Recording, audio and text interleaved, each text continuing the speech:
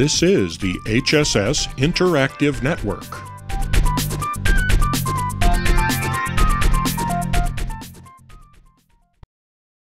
Welcome to this edition of Improvement in Action. I'm your host, Phil Nielsen. HSS uses a systematic approach to improving processes. The DMATIC model helps us improve quickly and with a high level of confidence. This podcast focuses on the improve step of the DMATIC improvement model. Before we dig too deeply, it will be helpful to see the DMATIC model in its expanded version. The DMATIC improvement model starts with define, advances to measure, moves to analyze, travels to improve, and ends at control. The gap between analyze and improve allows us to confirm we have a well-tested improvement plan before we start making changes in the real world. The test or pilot stage fills this gap. The results of the test or pilot program are compared with the desired results of the improvement effort. If the results are not the best we think we can get, we loop back to define and try again. When the test results meet our expectations, then we move to improve and actually change the process. With this background in mind, let's explore the improve step. All of the time and effort that has gone into developing a good definition, measuring the current results, analyzing those results, and testing various improvement ideas are critical to the improvement step.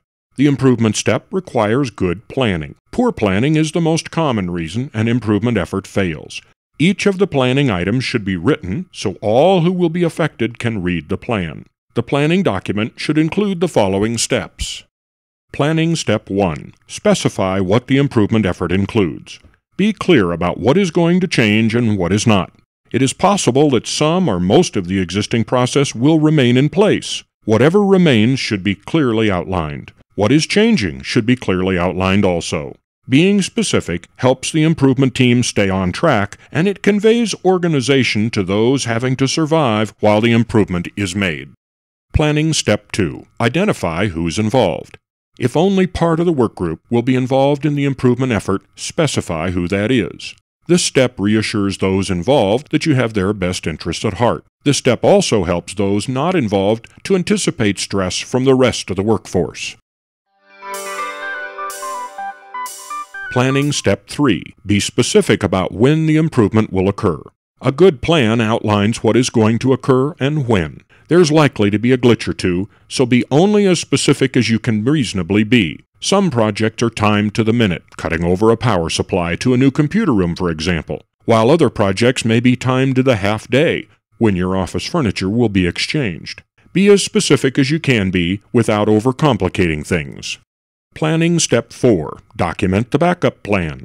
Even the best planned improvement can get off track. There are at least two ways to address this risk. You can design a series of go, no-go points. At each checkpoint, we assess conditions and decide if we should proceed or stop. Rocket launches have hundreds of these decision points, for example.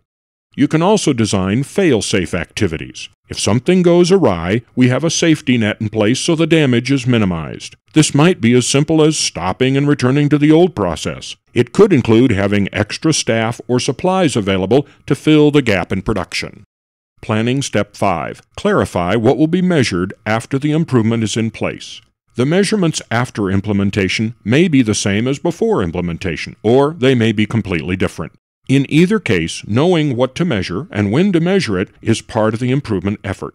The post-implementation measures are critical in determining if we succeeded. The measures should be shared with those affected by the improvement effort. Being transparent about the good, the bad, and the ugly results goes a long way in supporting the final planning step. Planning Step 6. Anticipate the human reactions to the change. Most people are willing to go along with the change as long as they know ahead of time. There should be as few secrets as possible in the improvement effort. The best way to share the improvement plan is to include employees in each of the DMATIC steps. Whether the employees are involved or not, reduce the improvement planning steps to writing and share them with as many people as appropriate before we start making the changes. Share the results, too. Sharing the measures is a quick and easy way to convey the results in an unbiased manner. There are 3 important activities to complete during the improvement step. Once the plans are in place, follow the plan. Resist the temptation to tweak things on the fly. Unless the Step 4 backup plan calls for it, resist making seemingly minor adjustments during the implementation. If the plan is shaky to begin with, it is unlikely you will save the day by adjusting things without a clear understanding of the possible results. During the change, watch for collateral problems. Even the best laid plans cannot anticipate every possible issue. If the unanticipated is minor, document it and keep moving forward. Whatever the collateral issues may be, a thorough description will help identify a fix for them later. If a large change is being implemented, one team member may be given responsibility to watch for and log these problems. Finally, be honest and patient with the employees during the change. People are critical to our success. When they notice something, take it seriously. Their concerns and fears are real and can inhibit their work. Their advice is valuable and shows their interest in success. Take time to discuss the project with them before it begins. Explain what is happening during the improvement, and reviewing their comments about results are important steps in developing their confidence in the new process. Don't overpromise, and don't try to snow them. If there's an unknown factor, admit it, and invite their help in clarifying it. Expect some confusion and some reluctance on their parts. One confidence-building technique may be to re-explain portions of the planning steps of the implementation. Before we go, please take a moment and share your experiences with me. If you are an HSS leader, click on the DMATIC-Improve line in the discussion board on the Performance Improvement landing page to post your comments. Or you can send me an email message at the address on the screen. Well, that's it for this edition of Improvement in Action. Thanks for joining me, and goodbye until next time.